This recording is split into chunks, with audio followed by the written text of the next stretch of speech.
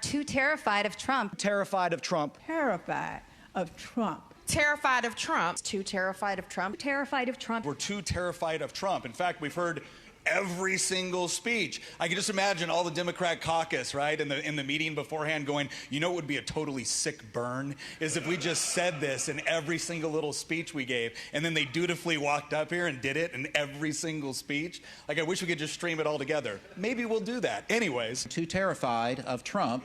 Terrified of Trump. Too terrified of Trump. Too terrified of Trump. Terrified of Trump. Here we go again. Terrified of Trump. Afraid of Trump. Terrified of Donald Trump.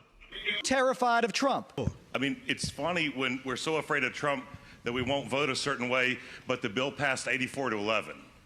That's all. Terrified of Trump. Terrified of Trump. Terrified of Trump. The only people in this room terrified of something are apparently our Democrat colleagues of our own law-abiding citizens. So apparently the phrase was that the Republicans were too terrified of Trump to actually do the things the Democrats wanted them to do, which I don't think they're terrified of Trump. I think they're actually pretty happy they have a guy in office that has a pretty similar philosophy, but they thought that that would be the, you know, the big buzzword and they could get the media to carry it. It's actually embarrassing when it's carried so deeply in every speech that you get outed on it. Like that becomes almost trivial, and I liked some other people posted the same type of thing, and they said I guess they ran out of other words to say. Like they had not, like I guess they just didn't have any real arguments, and this is all they got. Yeah. I mean, when it's at that level, you've got to know there was actually most likely passed around. I mean, literally they went into caucus, and they must have everybody say this, and I mean, there's a time you're trying to reinforce certain trends, but they took it so far that they're now kind of the laughing stock. So.